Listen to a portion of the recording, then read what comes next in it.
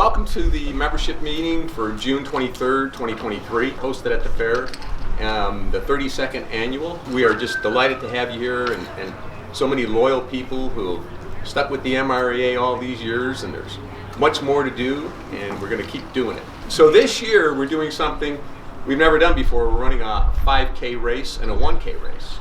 And the trophies are designed on a mini mod.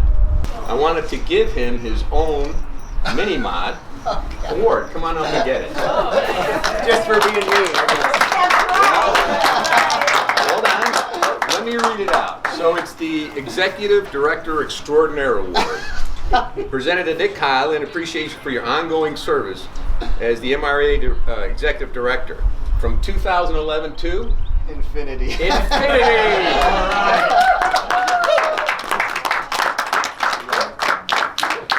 Thank you. I'll yield the floor to Nick or Carol, who wants to go next. Well, we should introduce ourselves as the board. I'm Nick Hylla. You'll hear from me. I'll talk about the MREA and take your questions. I represent the staff on the board, and I've been here since the executive director since 2011, I guess, which seems like a long time. That's what your LinkedIn profile says. Carol Fisher, also on the board, the finance officer. Been with the board for 5 or 6 years. My day job, I'm a technical and compliance accountant with the Nature Conservancy, so nonprofit accounting is sort of my bailiwick. I'm glad to be here with you today. Hi, I'm Jack O'Donoghue, president of the board. I started here probably 15 years ago. My first fair, just like Nick, I was picking up garbage as a hardcore volunteer.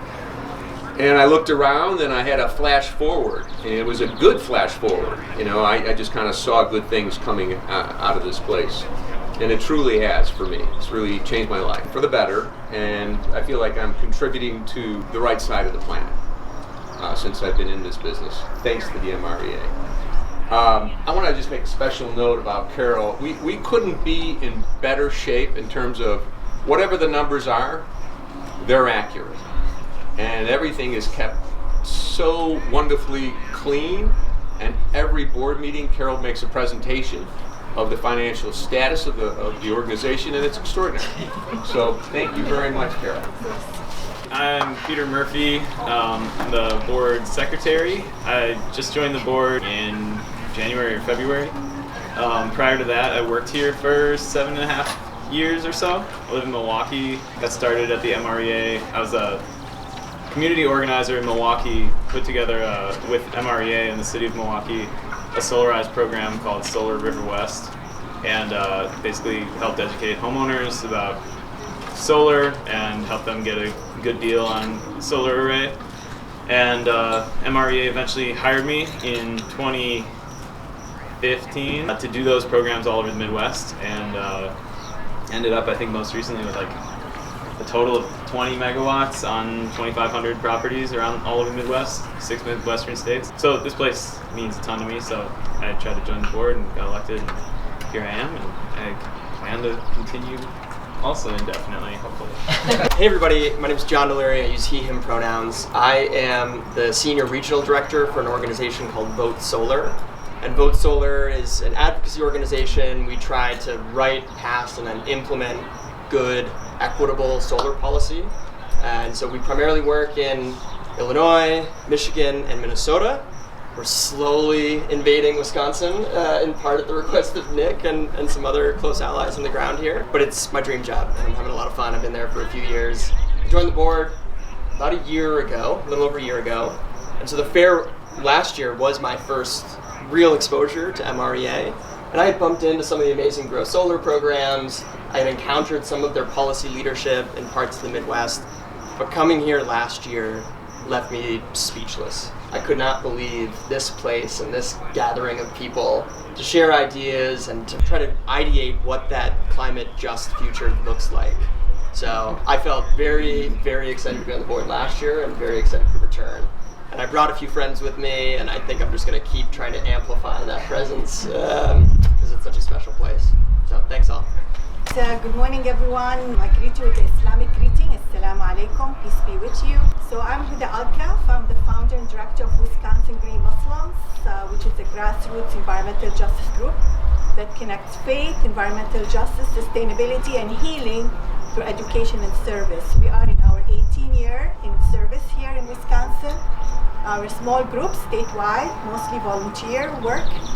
And I've been, Wisconsin Green Muslim has been a member, a basic business member, nonprofit member of MREA for many years, and then I'm a lifetime member of MREA. Happy to be on the board now for 3 years, so this is my 3rd year, and working on faith and solar with the faith communities, educating about solar, doing solar assessments, and consultations. So happy to be part of the collective efforts. Thank you. I think I'll just give a general overview of where the MREA is at, and then we'll open it up for questions. As you know, we're a member-based organization. We've been around since 1990. Some of the people that are in the audience here have been with the MREA since the beginning.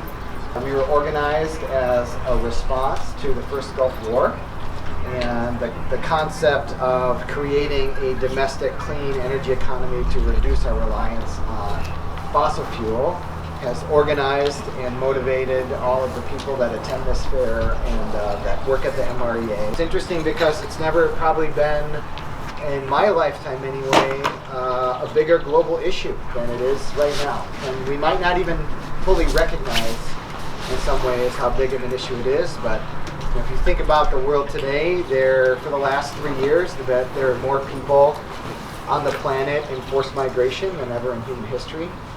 As the federal government have manufactured more money to kind of mask some of the fundamental problems that the world has. And a lot of that is making up for restricted energy supplies. And people all across the world feel that. We don't necessarily feel that in this country yet. But the context today and the things that we do, I think the vision of the people that founded this organization in 1990 has persisted. And the general, I guess, strategic concept that play at the MREA and what we talk about as staff and the board all the time is that, there are really two type of, we have nonprofits in the United States to clean up the mess of the for-profit businesses, right? We created them to do things that aren't profitable. And that can be homeless shelters, it can be food centers, it can be environmental remediation, it can be disaster response. And that's kind of what I see as the first sector of the nonprofit industry, is like cleaning up after the for-profit businesses. And then there's groups like the MREA where we try to do things today that aren't yet profitable, but that should be, and that should go mainstream.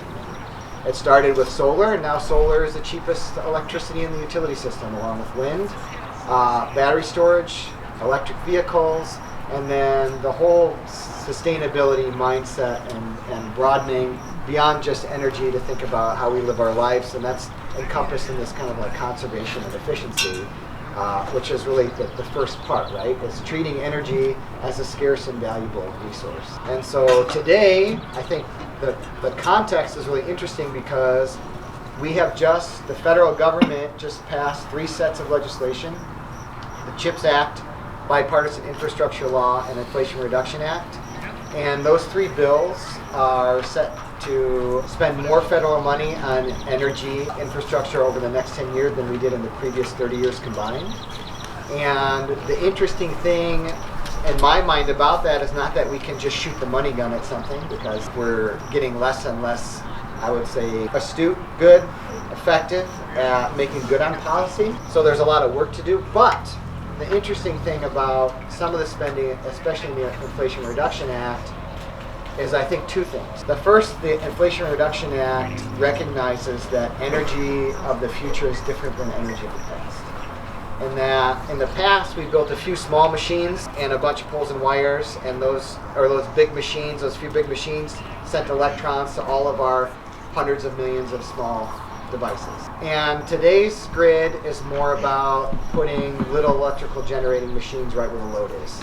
And that opportunity that it presents all of us to invest in things connected to our electricity meter has been, as many people know here, an opportunity, but now it's kind of fully funded by the federal government in many ways. And not only that, but through a number of fits and starts, what I think they've accomplished in the IRA and some of these bills is figuring out how to direct money where it's most needed.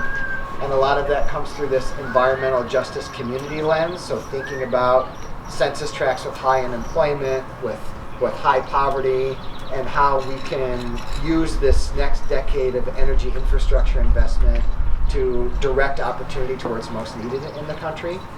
And so it's a really exciting time. So I think that's the first set. The second set is a little more complicated. It's not fully a great news story, but if you go back, Wisconsin was the first state in the country to adopt a public utility commission. And that idea of public utility regulation was an idea that came from the banking sector, from J.P. Morgan. The idea that what we could do is create these natural monopoly concept to privatize our electrical infrastructure and protect those private monopolies through regulation and have appointed regulators serve as a proxy for competition instead of real market competition. And if you think about the impact that has, you drove your car here on a public road, but all the poles and wires out there are privately owned. And they're owned by investor-owned utilities that have a profit motivation. And they require effective regulation. And what we have been doing is kind of under-investing in our public support for good governance and government. And we have a speaker on Saturday that's going to talk about that. But without government in the energy industry, you are a direct victim of not having choice and being under the control of a for-profit business that wants you as just an amenable consumer of electricity, which is a constant battle, and as John knows and others across the country, investing in what we really need, which is efficiency. And what the Inflation Reduction Act does also is it has finally opened up more opportunity to public institutions to have access to some of the tax benefits available for adoption of solar and energy efficiency and electrification, electric vehicles, air source heat pumps, because now there's a direct pay tax credit for people even like us as nonprofits, for schools, units of government. And so there's some movement here to open this back up to more public ownership. So for me, when I first came to my first fair, a past board member would wear a shirt and it said, "We have the technology." And I always thought that was funny because what we never really had was the sociology. And we've had the technology for a long time. And so, what we think about as the MREA is we're an education organization. And that education has always been grounded, if you look at our mission and demonstration. So there's a lot of good ideas out there, but what the MREA taught me and what has attracted me is that you have to put it into practice. You have to do it, because in doing it, you learn the limitations, you learn to right-size your expectations, you make mistakes. That's where innovation comes from. And so that's kind of the framing for MREA's programs, and we really have three. The first is an engagement, and that's an educational effort to bring all of our members together, to give our members information, to host this event free for our members, and put on this energy fair, and broaden our support and our network and our influence. And you met some of the staff if you were at the networking dinner last night. And then professional training, which I just had a fun conversation with the training team, and they're like, I think this is the first time at the energy fair that we've ever really tried to promote our training. And I was like, I think this is the first time that you're actually ready to increase the volume of training. That is true. And they were like, good point, and I'm not even sure we're ready yet. We train over 600 individuals a year, and we have invested in our training infrastructure. We have brand new training labs, we have a training van, we have a new online training platform, and my expectation is we're going to double the amount of training we do this year, so 1,000 people will come through our training programs.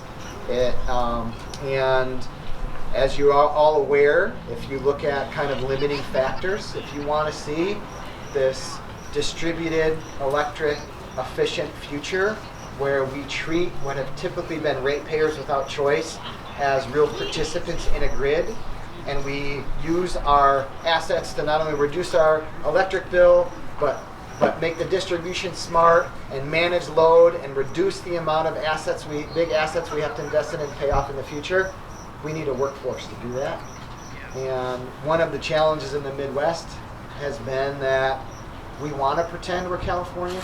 We want to think that we're out in front of it, and the challenge there is that some of our promises are more smoke than fire. And so we went through a process at the MREA of doing workforce development a decade ago, and I wouldn't say that was a good service to us because there wasn't many jobs. And so we cried wolf in some ways, and that's on us. We're optimistic, and we think that the future should be how we think about it. And at that time, the jobs were in California and Hawaii and then New Jersey and Massachusetts and Germany, Colombia. And the reality is today they're here, and we're behind the eight ball. We need. There's never been a better time in this country to be a skilled worker, young or old, and there might be never been a worse time to have a undergraduate degree in English. It's the truth, and I think that part of what we're really trying to do is lean into this idea of solar and energy as rewarding and fulfilling and sustaining work. And we're not only just doing it more broadly, but we're working in North Minneapolis, we're working in Detroit, we're working in Milwaukee through this Rise Up Scholarship Program.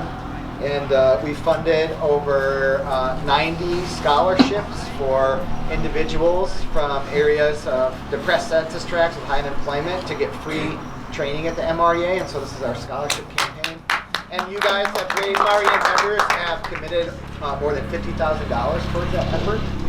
And we want you to keep doing that.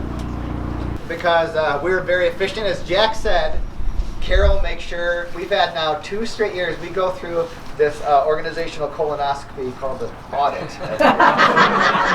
And we pay for it with our own money. And for the last 2 years, we've had 0 findings, absolutely clean audit, which is very efficient. This is funny, I'll tell you a story. This is how the MREA works. This last budget, the board has been like, you need to pay people more, you need to give them insurance, you need to give them retirement plans, and then us as a leadership are like, we need to be able to continue to do that, so we can't really afford it. And then the board would be like, but don't you spend most of your time just hiring people because all your employees get hired away for a higher pay and higher benefits? I'm like, yes, it's a vicious cycle. I don't know what to do. And so then they said, we want you to put it in the budget. So then we go through this budget process and we give them the budget. And we're like, okay, we can do a 4% cost of living increase because of inflation. We're going to put $40,000 savings account match, but we can't do the retirement. And then they say, nope, you're doing the retirement. So see how that usually it's the employees asking for more and telling them no, and in our organization it's the opposite. And thank you. And so member support and donor support helps us make sure that we can keep people at a living wage and keep them around. So everybody go home and bring back a new member. And it's helpful. It's good. And so our training is evolving. If you're interested and you haven't done it, we have our Energy Storage Tech Center tours all weekend. So we have all the latest and the greatest in energy storage. You can see all our training labs out there. Talk to our training team. A lot of our training nowadays comes through contract training with tribes, prisons, utilities, solar companies, everybody that wants it, inspectors associations. We do all kinds of training, and we're really proud. We keep our training affordable. One of the benefits that we've developed from our training model is that the way our training works is we have a few staff that do training, 2 master electrician, commercial electrical inspectors, Jenny and Nick. They're amazing, and they kind of like anchor our training programs. But we contract with 15 different professionals all across the Midwest that actively design, install, operate, maintain solar and energy storage systems. And they work with us 3 or 4 times a year. They go through our instructor development process. And so when we get someone in front of a classroom, this person just came out of the field. They know all the latest and greatest technologies, all the tricks of the trade. They know the employment conditions. They know everything. They're not, they're like bringing it to the class. And that has proven really useful and helpful for the industry. to really recruit and right-size people's expectations when they do it. And that is the way it's always been. It's the way it's always been. When I did my training, it was industry professionals. It was before NAPSAP. Yeah. So, yeah. And so it's always been that way. And again, a testament to kind of like how the organization was originally organized. And it's still that way today. And we're accredited. We're aligned with a third-party certification provider, NAPSAP. We get all the CEC registrations for electricians and architects. And we really have a Midwest focus. And then our third program is Grow Solar, and that includes organizing, as Peter was talking about, and he was really the genesis for this program. Peter, little story, Peter, kind of like me, but Peter was a community organizer working with us on the Milwaukee program, and then he applied for a job and we didn't hire him. Then he applied again and we hired him. Then he said, Nick. Careful what you wish for. Then he said, Nick, I want to do these group buy programs. And I was like, I don't know, Peter. Something about these. He's like, well, we're just going to do it anyway. I'm like, okay, let's do it anyway. And then, like, 4 years later, it's like the highest revenue generator for the organization. It generates all these memberships. And I was like, thanks, Peter. And so that program's been really successful because by design, what that program does is engage local jurisdictions. And so local jurisdictions, it gives them a really easy way to help support solar. It gets them in the door to align with SolSmart, which is improved permitting and improved inspection, planning for large-scale solar. It builds us a big network. It helps jurisdictions procure solar for their own buildings. It's led to the Solar on Schools program we manage, which helps schools go solar. That's also funded by the Polluted Solar Foundation. And right now, we have a kind of Peter left, got paid more, and then somewhere, better job, whatever, it's fine, I'm not bitter. And then another person from that program was hired away to work on low to moderate income solar adoption with a nonprofit based out of Washington. And so we kind of have a scaled back team, but we're still doing 10 programs this year. And as Peter mentioned, we're approaching kind of the 22 megawatts of residential and commercial solar purchased through that program. And so we really see more of a need. Where we're investing there in that program is in consumer protection. And so it's kind of where I'll wrap up a little bit and where I see some of the vision of the MREA. You know, I think the question we all have to ask ourselves, you know, it's good to look in the mirror once in a while and be self-critical. And I think the question we have to ask ourselves is, do we trust ourselves to operate the grid? And I think if you make an honest answer to that, the answer is no. Is that the grid has become so critical to a functioning society, and we have, in some ways, drifted away from our true participatory democracy, that I don't necessarily trust us to do that. I trust us to be participants in that. And I trust us to build over time a coalition what happens in the grid is that every time we invest, the way we built the grid was really simple. Supply must equal demand or failures occur. And the way that you make sure that failures don't occur is you overbuild supply. Now on the supply side, utilities love to overbuild supply because that's how their investors make return. How did Warren Buffett get so rich?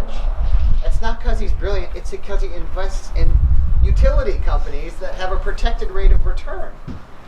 And the more they bid, it's like a giant safe area for investors to put money and make guaranteed rates of return. In Wisconsin, we have always been an investor-friendly state. Here, utilities make between 10 and 15% on every dollar they put in. You go across the state of Iowa, it's 7%. But they don't put dollars in, they put our dollars. They put our, because we pay it all back. And that's why utilities are on the monopoly board. Yes. Very important. And so this isn't picking on the utilities, this is just me, saying how this works. And so they have all the political pressure, they have all the money, and they always want to build more. They used to say solar will never be ready for prime time. Yeah. Now they wonder, why don't people like solar when we try to build it in farm fields? So maybe for 20 years you've been marketing to them that it's bad. Maybe that's why. But now they'll build solar as long as they own it and they get a rate of return on it. And the more expensive it is, the more rate of return they get. So organizations like ours, the Citizens Utility Board, what we realize is that that all raises our electric rates in the future. If the utilities actually want to get paid back, we have to pay it back. And So we're what it- still paying for decommissioned Well, so coal we're plants. paying for our past investments. The lettuce is rotted in our refrigerator and we're eating it. That's what's going on. Decommissioned coal plants, we're still paying. And what happens is, if we have the opportunity to be more energy efficient and to produce our own energy from our rooftops, then all of a sudden we're out of the equation for paying stuff back in the future. And so it's always this battle. And where I'm trying to go here is that what we realize through a number of painstaking studies, national and state by state, is that the cheapest electricity grid of the future is one where the grid is optimized for all of us to install solar and storage and energy efficiency, to improve how the distribution system works, to better match it with supply, and to avoid building a whole bunch of new things. That is a complicated process, and I think the most critical part of that process is consumer protection. And I'll tell you why. Is that today, solar, energy storage, electric vehicles, all of this are all a referral business. It's proximity and affinity. If your neighbor gets one, you're likely to get one. If someone that goes to your church gets one, you talk to them, you're likely to get one. Now, if the person that goes to your church is like, I got this solar installation and the company totally ripped me off, and I put $15,000 into it and it doesn't work, what do you think is going to happen? And that is happening, because guess what? We're an industry driven by tax credits. We attract a certain type of segment of the installation community that we need to defend ourselves against.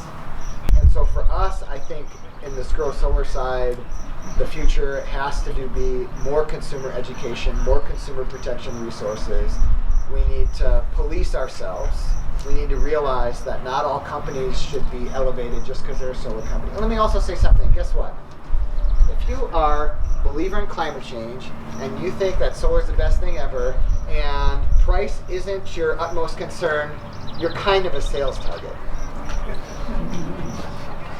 And that's just the reality of it. And so since the beginning of the MREA has had a hard-nosed approach about right-sizing expectations, efficiency first, who we work with as a contractor. Here's something that people don't realize. Speaking to you, John. John, and if Jack was here from Minnesota, they're blessed because they have advanced so much legislation that is so enabling, and Wisconsin hasn't. So they're like, John's a very nice guy, but Jack, our other board member, is like feeling jealous yet, you know? But here's an interesting thing about Wisconsin that's different from Minnesota and different from Illinois, is since we haven't had any enabling policy so much, federal policy, and we do our best in the state. We have a good focus on energy program. We have had stable policy for the last 8 years or so, which has been nice. Maybe we'll get 5 years. What's happened in Wisconsin is we have probably the most reputable and robust set of small solar and distributed energy businesses in any state in the Midwest, and most of them are here. And they go out of their way to serve customers, to fix problems that other installers fix. Since we don't have third-party financing, we haven't had big firms move in, we haven't had a lot of business activity. It's all coming. And I would like to see us be, not that Illinois doesn't have a great set of installers and Minnesota doesn't either. It's just the market has grown so quickly that consumer protection concerns have also grown quickly. And so for me, that's kind of where my focus is, and we're engaging some foundations with some of these resources. We've already had some very high profile solar company failures, Sun Badger Solar, Moxie Solar in the Midwest. And so this is something that we really want to get out ahead of. What that looks like is customer down payment protection, extended labor warranty insurances, forward-leaning consumer protection information, like how do we make sure that customers get served and that these systems actually live up to the expectation we have for them. There should be a uniform contract, just like there is for buying a house. Yeah. Standard form where certain things must be in there. Here. And that's why it's such a small print, because there's a lot of stuff that It's hard to self-police though. That's the thing. And so we're really focused on that, and then I'll just end with another thing that we're focused on, which is it's hard to deny that we've left a lot of people behind. And it's a shame. It's a stain on our country, really. And so right now, there's so much organizing in communities, that these environmental justice communities. There's two things that happen in our energy build-out that are somewhat invisible to most people.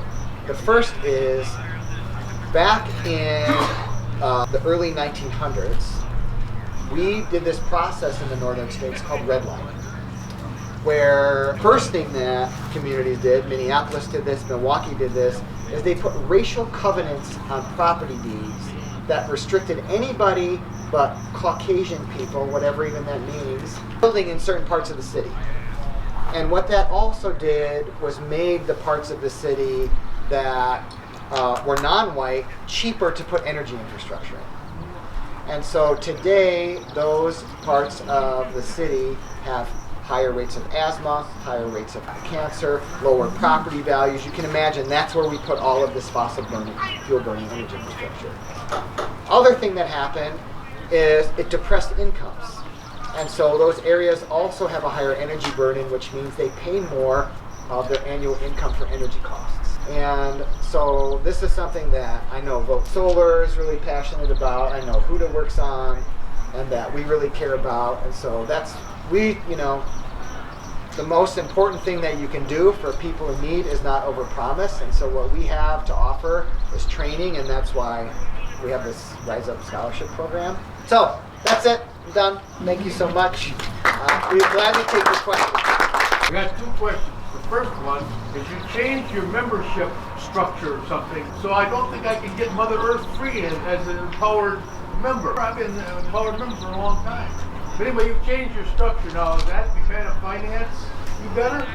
No, so let's address that. So one of the challenges with membership is, that membership in particular, is that magazines are going out of business.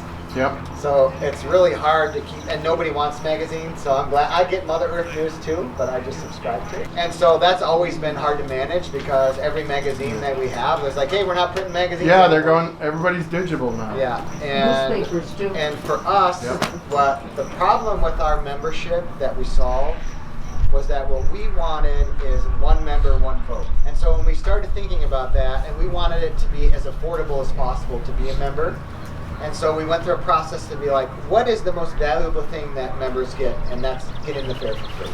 So we're like, that's the benefit that we're going to have. We're going to have everybody get in the fare for free, and we're going to get that membership number down so we can have as many members as possible. So now what we have is one membership is $50, but if you're a senior, or if you're self-identified low income, or you're a student, you pay $40. And then you can always get in the fare for free by volunteering also.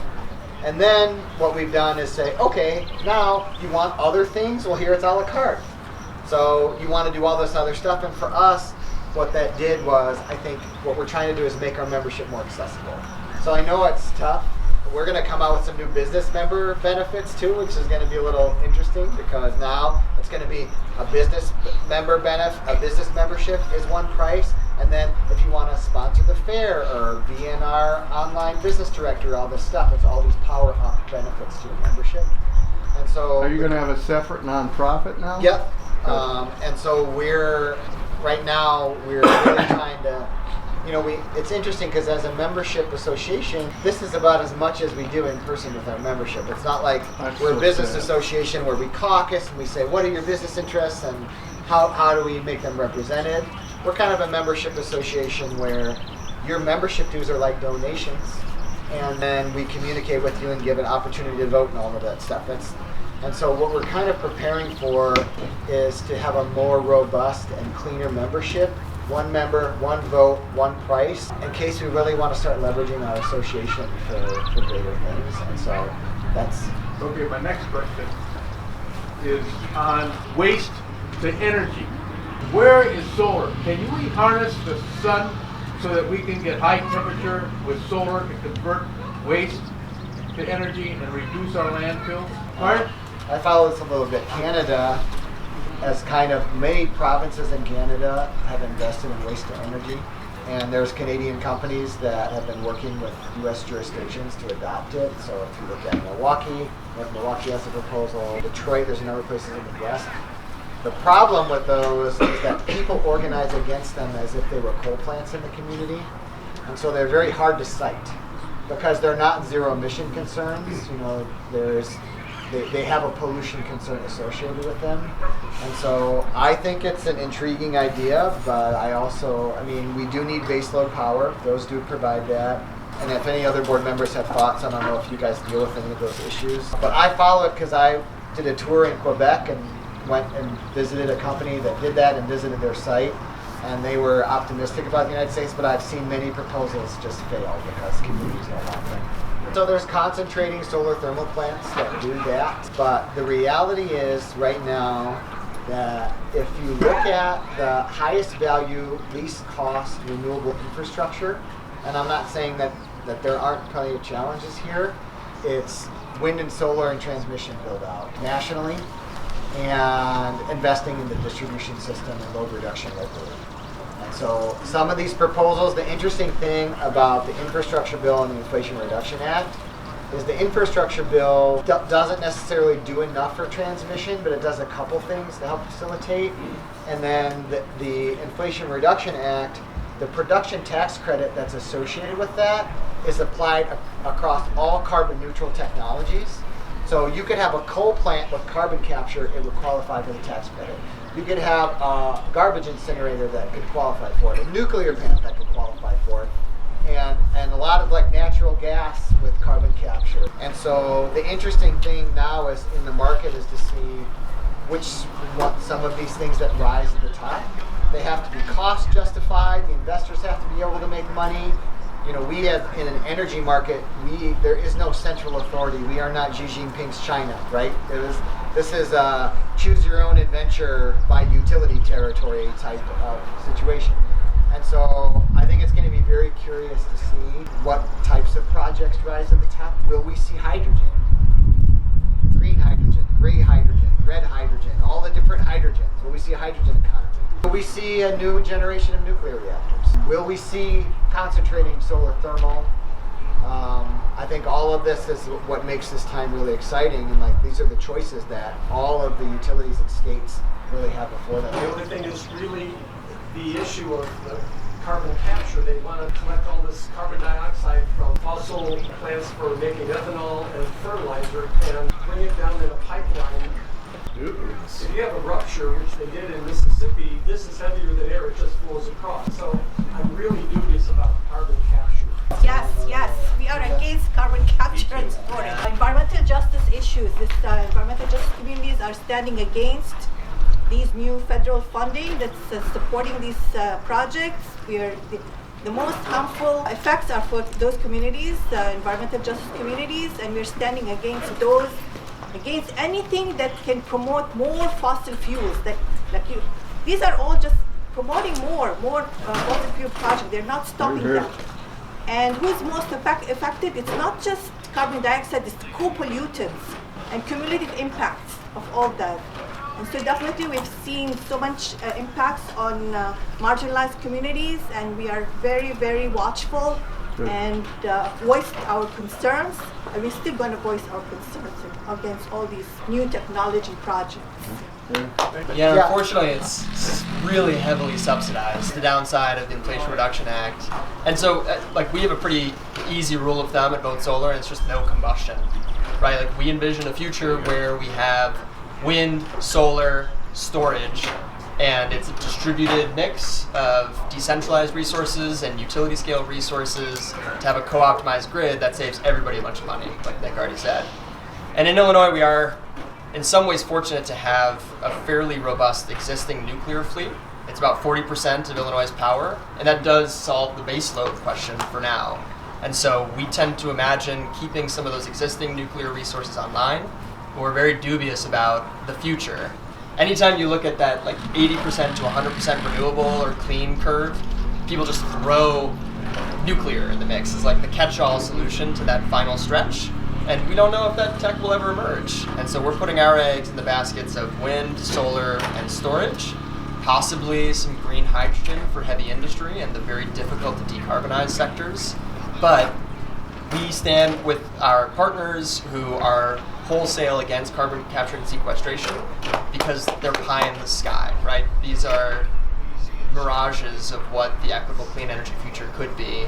And in Illinois, we had not quite a moratorium, but the rule of thumb was until the feds figure out nuclear waste, you can't build any more nuclear plants, which seemed like a pretty good rule. And unfortunately, a whole bunch of Republicans and a handful of Democrats overturned that rule. I don't think there's a risk of it stealing money from renewables. That pot of money is completely separately in terms of like the incentive structure in Illinois. But writ large, once we see more and more of that, and if we start to see like research and development funds coming out of the feds, that could start to siphon money away from those clear winning resources of wind, solar, and storage. So I share your concerns, and I'm glad you're watching it so closely. And from a strategic point, and I think John makes this point really well. He just said, those pots of money are separate. And so the question is, like in this coalition that we need to build, there will be people like Hylla that are fighting some of these projects, John, and there'll be people like us that are investing our time in making sure that what we want to see happen does. Because in a competitive market, what you can imagine is the more success that we have connected to everybody's meters in reducing load and installing technologies that better manage load and shave peaks, the less and less valuable those things become. So in essence, there is an investment that we need to make to erode the justification for these things. And this is a consumer education effort. We can say from a policy context, like I really appreciate John's position, no combustion, and like fight the nuclear. But can we really say we don't need it? There's a transition.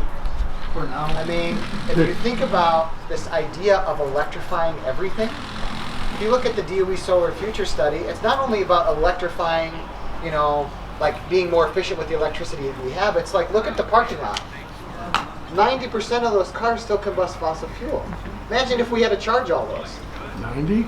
That is like growing by 60% in 30 years the amount of electricity that's flowing through the grid. So I'm not dead set against, I wish that we had a population that wasn't programmed to consume. I wish we could be more energy efficient. This is what's happened. Saudi Arabia, Saudi Aramco, and their U.S. allies has successfully programmed us against energy efficiency for the last 30 years. They have been very successful at making sure that gas cars are inefficient, that we don't electrify. Now, guess what they're campaigning against? Electrification, broadly, writ large. All of the anti-electric vehicle stuff, all of it, you can draw it straight back to the big sweet crude of Saudi Arabia and the Middle East, and our partners over there that do that. That being said, they make some good points. We don't have enough critical minerals to electrify. They have their own concerns. We're going to talk about that today. About mining. You know what's happening in Wisconsin? All the same mines, just better marketing. Now we're mining for clean energy. Solve a lot. Here's what's happened with nuclear in Wisconsin. Dairyland Power is meeting with communities in western Wisconsin to potentially site a small modular reactor. The company NewScale has one that they're building out west. This consortium of municipalities. They're kind of a new reactor design. They're smaller, so they're like 50 to 80 megawatts, and they can like be put together. Because they're smaller and because of their design, they claim that they've solved this issue of kind of like fallout evacuation, which is a big problem with communities in nuclear, is that if the plant fails, then like think about France or New York or Chernobyl, Illinois, places in Illinois, you have to create this evacuation radius. They've solved that, they claim, and the federal government agrees with them. The federal government has money to advance some of these projects, so they're supporting them just so we can keep those projects going. What they haven't solved is the cost issue. The cost, inflation, they're just not anywhere close to cost competitive. The problem that we have with renewables is transmission. And so I think there are some big questions about us meeting this dream. And so I think it's really important to entertain people that can talk to us honestly about critical mineral needs, about what the nuclear industry is doing and what they have to offer. And so if you saw last night at the networking dinner, like we have members here, some of them are you hear nuclear and you see red. You're like, no! And I am an educator. And I think it's important for us to hear what people have to say and understand so that our no's at least can be more informed. I think it's important to keep educating our legislators as to what is important for the grid and everything. Yeah, we had the governor himself came here, and we had the slab there for this latest, the Hillla Foundation array. His background as a professor, he asked a lot of questions, but everybody was on their game, because he talked to a lot of the staff and asked direct questions, and succinct answers were given. So, and I think he was here longer than planned because he had some young guy in a suit kind of like always trying to move him along, pushing him away. Oh, okay. If you look at Minnesota, and you look at Illinois, and you look at the sweeping legislation that happened, it was when Democrats were in charge of it. That's happened twice in Minnesota. And so there is a tendency, right, in the industry to lean towards the Democratic Party, plus the Republican Party has some climate there's some issues there. At the MREA, we are an interesting organization because I think if you asked people, they'd be like, oh, lefties or hippies or this idea of alternate and our history through the energy fair. But the interesting thing about us is that if you listen to me talk and you listen to our messaging and you realize that we don't lobby, what you hear is that we talk about jobs and competition and investment and the future and workforce development. And so I can't attest to my optimism in the Republican Party, who's in control of the legislative process in Wisconsin, for them to do anything enabling for renewables. But what I can say is I agree with you that there is this messaging and the disposition that we have and the way that we talk can attract people of all political beliefs. And we have seen that successfully here. So I appreciate your comment. Last night at the networking dinner, you asked us to be nice. So is MREA experiencing pushback from nefarious people? I'm just curious a little bit more about why you said that. Yeah, what I didn't say last night, so two things. One, yes. There's just a lot of misinformation out there, and it's hard to know where it comes from. But here's the broader point that I didn't say last night, and I was kicking myself because I was winging it, and it was the central part of my message, is that since the formation of society, there has been a strategy employed by the people with economic power, and that is divide and conquer, to keep us fighting amongst each other. And I've never been more frustrated with people that I feel politically aligned with than I have been over the last 3 years. And just the ability of social media and the political messaging to just divide people against each other that should be working together. Like I'm a Jesse Jackson Rainbow Coalition guy. I'm like, can't we all just get along? That's just me. And I know it's optimistic, but we could live in a utopia if we all just focused on working together and looking through our differences. And I've seen it happen. And so that was kind of the genesis of my comments last night. It's if you notice in the speech I was trying to do is tickle everybody's cultural funny bone. Oh, he's talking about gender issues. Oh, he's talking about race issues. Oh, he's talking about Elon Musk. Oh, he's talking about social media. Because then everybody's oh, what's good? Because we're all just primed to have an opinion and fight this thing and whatever. But that's our problem. And it's being weaponized against us. And we're falling victim to it. And we fall victim to it over and over again. So that was the genesis of my comments. And also to your first point, it's quite possible that, luckily what happens is to come here and start trouble, you have to get off your couch and you have to pay to get in. So that's 99.9% of people aren't that motivated. So. And then my follow-up comment really is to the board, and I'll introduce myself. My name's Tom Brown, and 12 years ago I was president of the board. And 12 years ago we lost our executive director, and we looked far and wide. We brought in people from all over the country to interview to be our new executive director. We were growing, we wanted to get bigger and better. And some guy on our staff raised his hand late in the process and said, hey, look at me.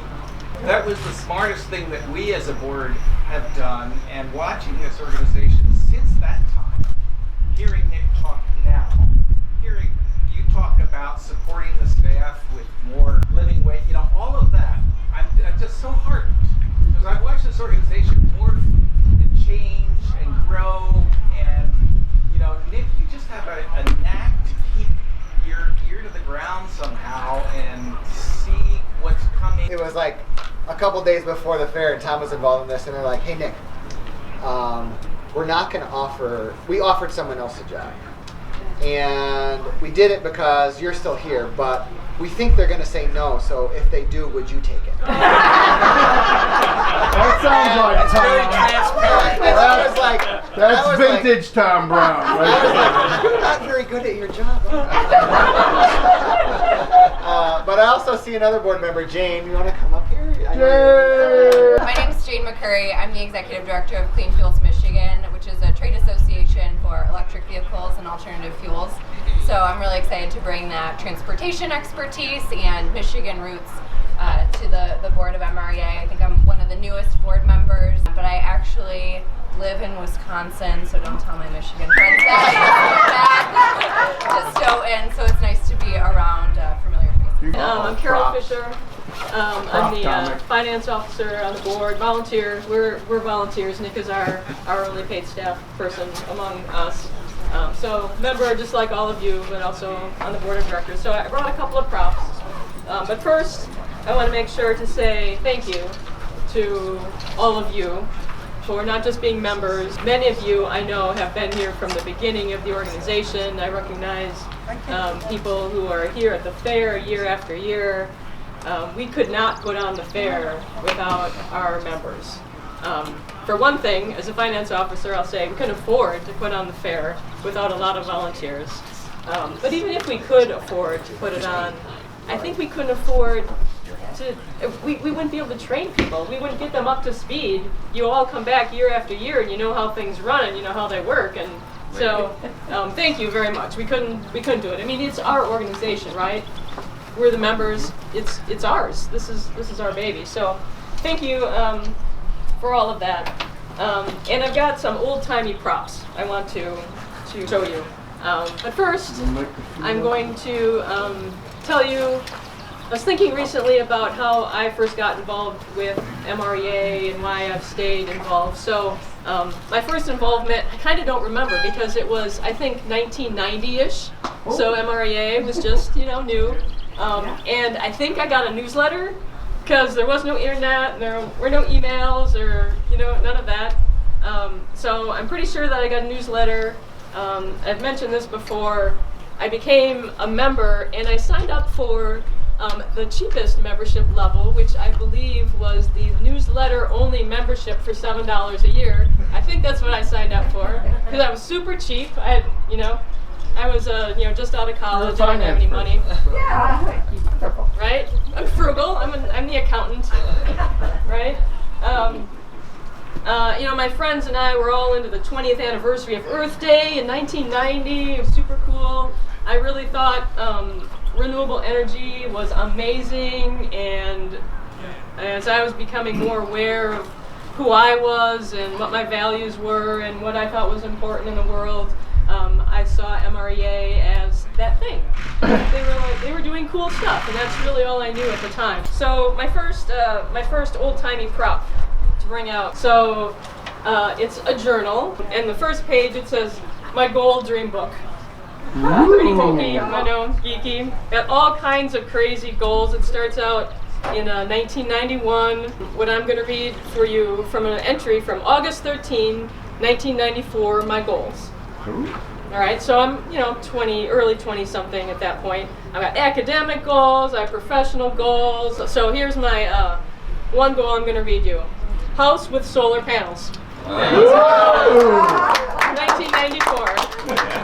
So I have a house with solar panels. Oh, you did it. I didn't get the house till, 2003. I didn't get the solar panels till 2007, but it's there. I still have the house. But when I'm looking back at that, I'm really recognizing that MREA influenced who I was becoming and influenced what I put in my dreams. So I think that was pretty telling. And then I also think about, well, why over the years did I sort of continue with this organization? I've volunteered here and there.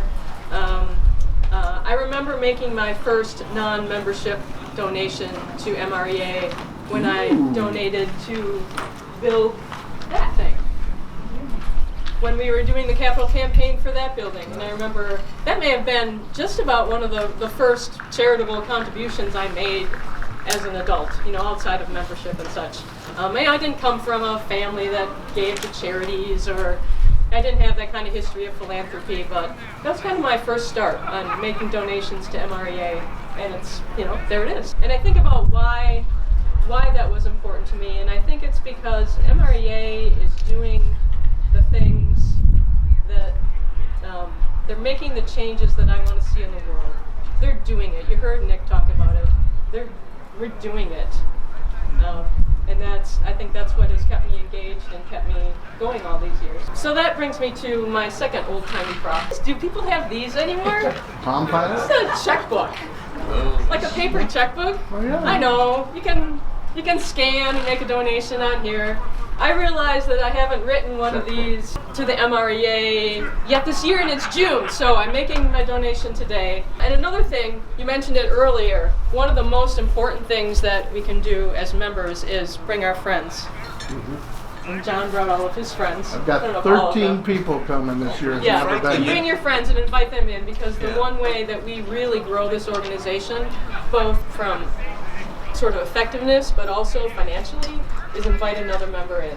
And that's maybe the number one thing that you can do. Another thing I want to mention is that in the past 2, 3, maybe 4 years, the way we have balanced our budget is from unexpected bequests. It means that people passed away, which is sad, but it means that they thought of us and made a really lasting legacy type of gift, which is amazing. And I know I've done some personal financial planning that includes MREA in my life, in my afterlife, and I'd be glad to talk with any of you if you're thinking about doing that same thing.